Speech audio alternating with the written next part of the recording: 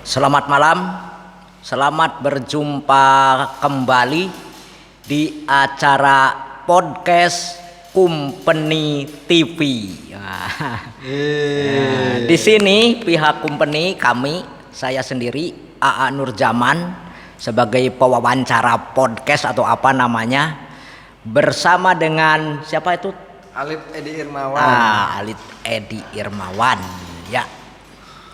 Seniman berasal dari Jawa Timur. Jawa Timur. Jawa Timur, wah. Baiklah, acara podcast ini dimulai dengan keingintahuan saya. Oke, mengenai latar belakang saudara saya ini. Itu tahun berapa kira-kira menginjakan kaki di Jogja? Kalau saya menginjakan kaki di Jogja 2014. 2014. Ya, 2014. Mulai intens 2014. Cuman kalau secara secara liburan gitu sering ke Jogja. Sering ke Jogja. Karena kan saya ada keluarga di Kulon Progo. Iya. Kayak gitu. Terus masuk isi itu tahun berapa? 2014. 2014. 2014 ya. Jadi masuk isi ini setelah terjadi booming hebat lukisan. Waktu booming lukisan 2007-2008 itu berarti masih di kampung halaman. Masih di kampung halaman. Kebetulan waktu itu kan tinggal sisa-sisanya booming aja ya. 2011, 2010 itu kan. Nah kebetulan saya baru masuk SMSR Surabaya waktu itu. SMSR Surabaya. Di Surabaya juga ada SMSR-nya ya? Ada, kan SMSR itu kan ada 7 di Indonesia. Salah satunya yang paling tua itu ada 3, yaitu Bali, Jogja, dan Padang. Nah yang muda itu ada Bandung, Surabaya, Palembang, Solo, sama lupa aku satunya. Iya ya. Palembang ya? Iya, Palembang sepertinya. Tadi itu malam tadi berbicara tentang SMSR di Palembang. Ada ya. Ya. Ini kan saya melihat bahwa karya-karya siapa namanya? Alif ya. Biasanya orang Sunda nggak bisa ngomong F ya. Iya, P itu peyem. Jadi karya-karya Alif ini mengutarakan tentang kehidupan, istilahnya dipandang dari estetika sosial. Ya. Nah, tetapi estetika sosial ini tidak selalu menyenangkan yang ada di karya-karya Alif ini. Masuknya teori diges. Jadi kalau makanan itu biasanya orang memperhatikan itu yang enak-enak yang akan masuk ke mulut dan perut ya. Tetapi kurang memperhatikan hal-hal yang kurang enak, misalnya yang keluar dari tubuh.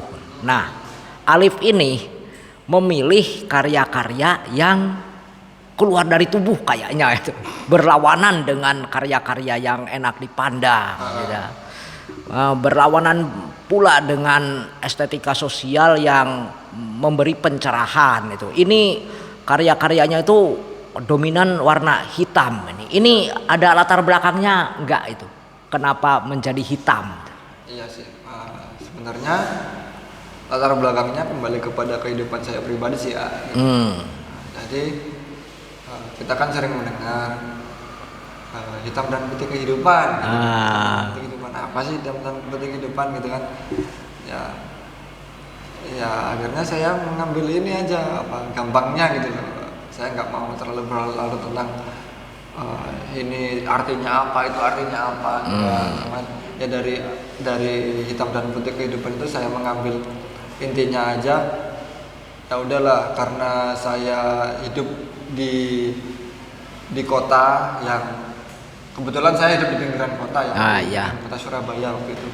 Saya dari kecil sampai SMSR itu hidup di pinggiran kota Surabaya yang memperhatikan sekelilingnya, lingkungan sekitar itu dari yang banyak sawah, banyak kebun, banyak tumbuhan, banyak pohon. itu semakin terkikis dengan pembangunan, ya udah, apakah ini namanya hitam putih kehidupan? Iya ya. Akhirnya ya udahlah, saya ambillah itu meminjam ya, meminjam warna hitam dan putih itu sebagai perwakilan cara saya berbahasa di karya itu kayak gitu. Iya ya. Jadi saya itu malah teringat bahwa akhir 90-an itu pernah terlibat dalam rapat satu organisasi yang cukup dominan di Jogja bernama Taring Padi. Itu mengutarakan tentang kemanusiaan, tentang kemanusiaan terutama rakyat petani gitu, terutama itu. Saya juga tidak ingin menghubungkan Taring Padi itu dengan tragedi masa lalu yang menjadi ikon di negara kita yang belum sembuh sampai sekarang. Saya tidak mau itu untuk menghubungkan itu ya. Tetapi realitas kehidupan di Taring Padi ini cukup dominan untuk mengutarakan suara masyarakat yang disebut secara umum oleh masyarakat kelas menengah yang mengaku kelas menengah, taruhlah mahasiswa yang terutama itu ya, itu sebagai masyarakat kecil katanya. Saya tidak setuju dengan itu, dengan sebutan masyarakat kecil ya, karena jebulnya itu masyarakat yang paling besar gitu di negara kita ini. Nah, apakah Alip ini juga karya-karya itu ada hubungannya dengan misalnya ideologi dari Taring Padi gitu? Kalau ada hubungannya dengan ideologi Taring Padi sih mungkin secara tersirat ada ya. Cuman secara keseluruhannya sih kalau saya pribadi lebih ke ya gimana caranya menampilkan realita kehidupan masyarakat perkotaan dan Indonesia saat ini itu ke dalam karya gitu. Ya minimal sebagai bahan penyadaran bagi orang-orang lain. Seenggaknya biar mereka lebih bersyukur dengan kehidupan mereka yang sekarang ini. Iya, gitu. iya, iya. Itu sih. Iya. Terus kan karya-karya Alip yang cenderung hitam dan putih itu kan secara artistik itu dominan ya, secara estetika juga dominan, termasuk secara filosofis dan idealis itu cukup dominan. Hanya di ranah pasar kan itu nggak begitu dominan. Ya. Ini beresiko ini kan. Nah, beresiko itu. Terus untuk menunjang kehidupan itu Alip ini ada mata pencaharian lain selain dari berkarya ini. Secara mata pencaharian sih ini ya alhamdulillah puji Tuhan masih dari berkarya gitu. Masih dari berkarya.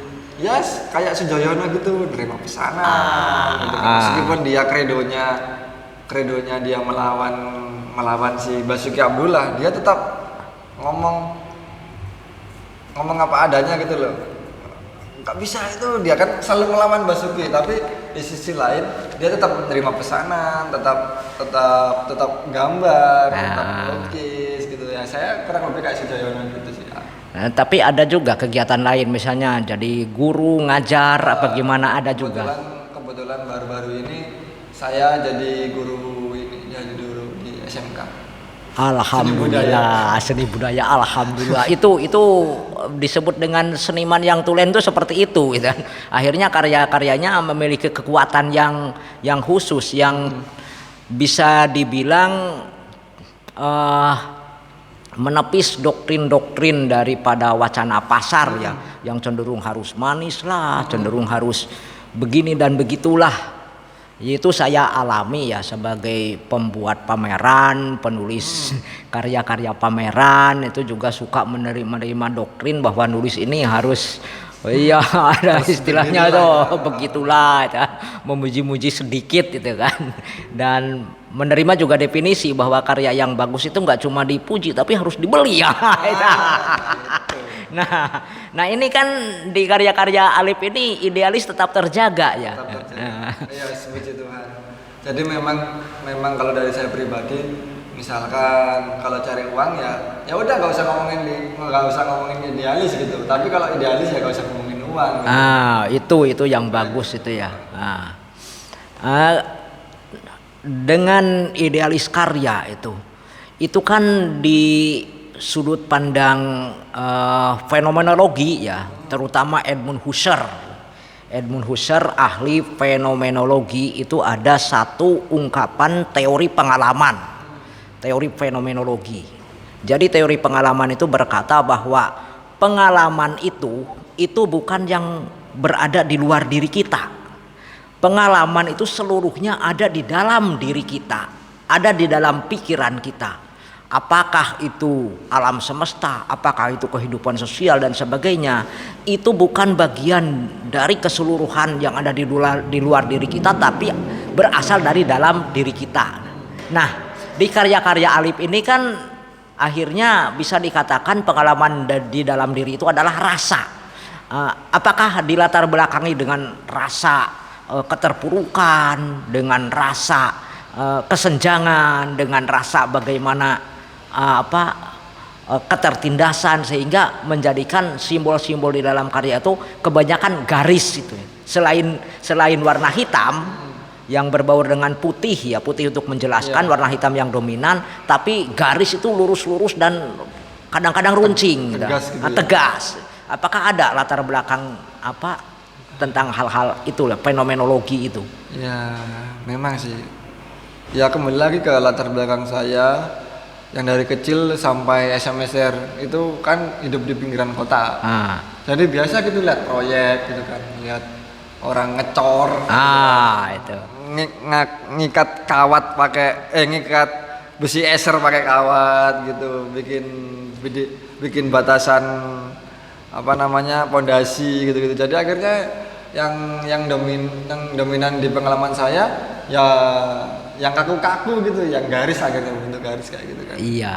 Jadi ya udah, gimana caranya agar si pengalaman saya itu yang dari kecil sampai dewasa melihat orang-orang proyekan itu selalu hadir dalam kehidupan saya tuangkan aja ke dalam karya kayak gitu. Iya. Kemudian gini ya, mengenai pembangunan. Bahasan tentang pembangunan itu sangat dominan. Dulu ada master seni rupa bernama Semsar Siahaan ya. Selain Sujoyono yang mendirikan Jiwa Keto, tapi ada Semsar Siahaan yang mengkritisi tentang pembangunan. Pembangunan itu menuju ke kehidupan lebih baik. Tetapi kenyataannya banyak master-master seniman itu yang mengutarakan tentang justru pembangunan ini menjadi sebuah masalah gitu ya. Nah, ini mungkin termasuk juga di karya-karya Alif itu tentang masalah-masalah di yang dikatakan pembangunan itu gitu ya. Nah, itu bagaimana mengambil ikon-ikon permasalahan di pembangunan kemudian menjadi satu istilah gagasan berkarya, itu bagaimana perjalanannya itu? Kalau untuk perjalanan sih ya mengalir aja sih lah gitu. Karena kan memang sudah kesehariannya gitu. Kita lihat proyek-proyek kayak gitu, terus habis itu lahan-lahan para petani yang digusur menjadi perumahan, terus habis itu kita ke jalan raya di lampu merah lihat para anak jalanan yang mereka menjajakan koran, ya udah biasa sih ya. Jadi ya akhirnya saya meminjam. Iya. Bukan berarti saya menjadikan hal-hal tersebut sebagai ciri khas saya, enggak. Gitu. Iya. Tapi untuk saat ini memang, Indonesia tuh kayak gini gitu loh. Lingkungan saya tuh kayak gini. Kenapa tidak itu ditunjukkan gitu loh sebagai penanda zaman kayak gitu. Oh iya. Ya, ini masuk lagi kepada satu tentang sudut pandang seni ya. Jadi dalam teori Plato itu kan ada yang disebut mimesis.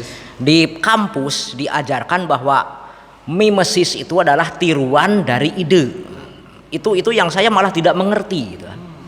Dalam buku Republik itu dikatakan bahwa mimesis itu kedudukan seniman. Apa bedanya seorang yang menggambar sepatu dengan pembuat sepatu? Tukang sepatu. Itu di Republik, itu buku Republik. Kemudian kebetulan ada bahasa Indonesianya ya. Jawabannya itu bahwa karya seni gambar sepatu dan karya sepatu yang dibuat oleh tukang sepatu itu tidak perlu dihargai secara sungguh-sungguh karena tidak berguna untuk kehidupan. Kemudian Aristoteles itu memberi satu penilaian dari ungkapan mimesis itu bahwa orang yang jenius itu bukan orang yang pandai menghitung, bukan orang yang pandai bikin rencana anggaran belanja, bukan yang pandai ilmu pasti, tapi yang pandai membuat metafor-metafor dalam mencurahkan gagasan. Nah, ini ada hubungannya dengan karya Anda, itu maksudnya. Aduh. Ada metafor hitam, ada metafor putih, ada metafor dan sebagainya lah. Bahkan nanti akan menjadi simbol. Nah, dari mana Anda mendapatkan simbol hitam itu untuk karya? Mungkin ada latar belakangnya. Ya. Kalau untuk mendapatkan atau memperoleh hal-hal itu kayak metafor hitam, putih dan simbol-simbol lainnya, ya kembali lagi ke latar belakang saya gitu loh, ke kehidupan saya. Nah, kebetulan saya juga suka lihat film gitu. Kebetulan saya juga lihat film dan rata-rata di film itu kan selalu menunjukkan hal-hal yang lampau dan sakit, dan itu menjadi masa lalu yang suram gitu selalu ditunjukkan dengan hitam dan putih gitu kan. Ya udah, oke lah. Dari awalnya dari situ, dari film. Terus akhirnya saya cari-cari, ternyata hitam dan putih ini, terutama hitam itu warna yang menunjukkan tentang kesuraman, lalu kesedihan seperti Iya. di sisi lain yang jelek-jelek kayak gitu kan, yang itu erat dengan katanya dengan kehidupan, tapi hitam juga bisa menunjukkan elegan. Iya. Gitu. Ya itu sih lebih ke filosofi warnanya sih seperti itu. Tapi dalam kehidupan Alif sendiri mengalami penderitaan secara langsung enggak seperti kehidupan saya itu kan yang